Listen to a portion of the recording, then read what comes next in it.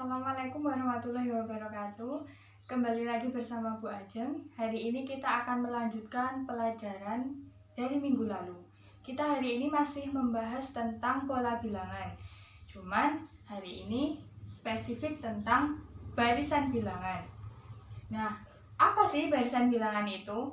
Barisan bilangan adalah sekumpulan bilangan yang diurutkan menurut suatu pola atau aturan tertentu. Jadi keywordnya adalah nanti ada sekumpulan bilangan. Sekumpulan bilangan itu diurutkan menurut pola atau aturan tertentu. Nah, barisan bilangan itu macam-macamnya ada banyak ya. Cuman di sini kita akan fokus membahas barisan aritmetika terlebih dahulu. Nah, apa sih barisan aritmetika? Barisan aritmetika adalah barisan bilangan yang mempunyai selisih yang tetap antara dua suku yang berurutan. Contohnya gimana? Kita langsung masuk contoh aja ya. Contoh pertama, di sini Ibu punya barisan bilangan yang terdiri dari bilangan 6, 9, 12, dan 15. Nah, dari 6 ke 9 itu ditambah 3. Dari 9 ke 12 itu juga ditambah 3. Dari 12 ke 15 itu juga ditambah 3. Perhatikan, antara dua suku yang berurutan ini selisihnya selalu sama, yaitu 3. Karena selisihnya selalu sama, maka ini masuk ke dalam contoh barisan aritmetika, gitu ya. Nah, sekarang kita masuk contoh yang kedua. Yang kedua itu bilangannya 30, 26, 22, 18. Sekarang kita perhatikan, dari 30 ke 26 itu kita kurangkan dengan 4. Dari 26 ke 22 itu juga kita kurangkan dengan 4. Dari 22 ke 18 itu juga kita kurangkan dengan 4. Karena selisihnya selalu sama, yaitu negatif 4, jadi ini bisa positif, bisa negatif ya, tergantung barisan bilangannya. Nah, ini kan selalu sama, negatif 4, negatif 4, negatif 4. Karena selalu sama, maka ini juga masuk ke dalam contoh barisan aritmetika. Yang perlu kalian tahu selanjutnya adalah, gini, selisih yang sama ini memiliki istilahnya adalah beda. Jadi kalau ditanya dari contoh yang pertama, bedanya berapa sih? Bedanya adalah beda, disimbolkan dengan B, bedanya adalah positif 3, atau bisa kita tulis dengan 3. Sekarang kalau dari contoh yang kedua, bedanya berapa? Bedanya adalah beda sama dengan B sama dengan negatif 4. Jangan lupa kalau ini negatifnya ikut, negatif 4. Satu lagi yang perlu kalian tahu, di sini kita menyepakati bahwa suku pertama itu kan U1 ya. U1 itu di sini disimbolkan dengan A. Saya tulis di sini, suku pertama. Itu kita simbolkan dengan A. Nah, kalau di sini suku pertamanya berapa? Suku pertamanya kan 6, berarti A sama dengan 6. Kalau dari contoh yang kedua, suku pertamanya berapa? Ternyata 30, berarti A-nya sama dengan 30. Oke, sampai sini kalian harus paham dulu, karena nanti rumusnya pakai suku pertama, pakai A, dan juga pakai beda, pakai B. Jelas ya? Nah, sekarang kita akan membahas tentang cara mencari rumus suku ke N dari barisan aritmetika.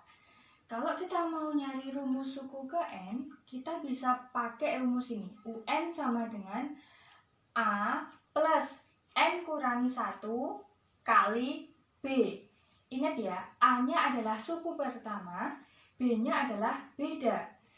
Biar kalian langsung paham, kita langsung ke contoh soal aja.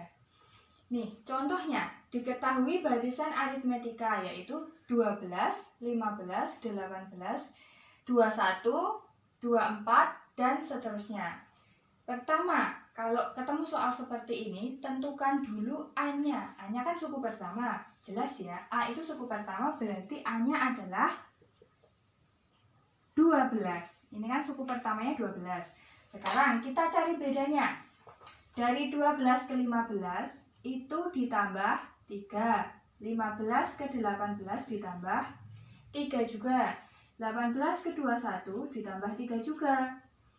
Ternyata selalu sama, ditambah 3. Berarti bedanya adalah positif 3 atau kita langsung tulis aja 3. Karena positif, jadi positifnya nggak usah ditulis, nggak apa-apa. Sekarang, pertanyaan pertama. Tentukan rumus suku ke N.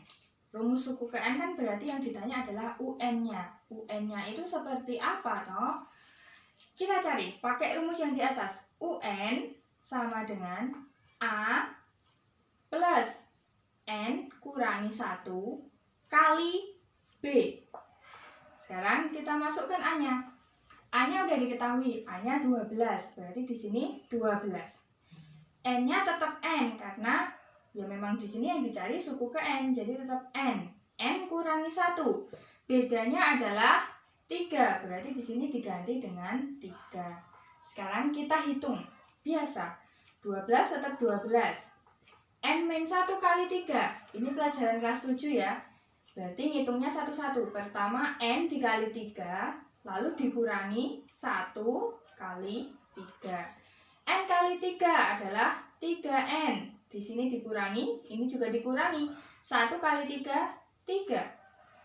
Sekarang kita lanjutkan. 12 bisa dikurangi 3. 12 kurangi 3, masih 3N plus 3N. 12 kurangi 3 adalah 9, berarti di sini 9 plus ini ke sini 3N. 9 plus 3N. Jadi suku ke N-nya adalah 9 plus 3N. Nah, suku ke N itu untuk apa sih gunanya? Suku ke N ini, UN sama dengan 9 plus 3N, ini bisa untuk menjawab pertanyaan yang kedua. Tentukan nilai dari U21, suku ke-21.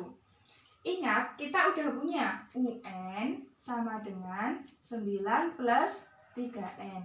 Oh, ternyata sekarang yang dicari adalah suku ke-21. Berarti N-nya adalah 21. 21 ini jadi N. Sekarang kita ganti. Yang dicarikan 21. N-nya diganti 21. Sama dengan 9 tetap 9. Ini 3 tetap 3. N-nya kita ganti dengan 21. Jadi 3 kali 21. 9 tetap 9. 3 kali 21. Perkaliannya dihitung dulu ya. 3 kali 21 sama dengan 63. Sekarang baru dihitung. 9 plus 63. Ketemunya adalah 72.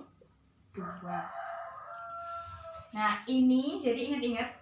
Kalau kalian ketemu rumus suku ke N, itu bisa untuk mencari suku ke berapapun ya. Kalau di sini yang ditanya suku ke-21, maka bisa untuk mencari suku ke-21. Nah, khusus untuk yang pertanyaan kedua ini, kita mengerjakannya bisa pakai 2 cara. Ini cara yang pertama. Sekarang kita pakai cara yang kedua.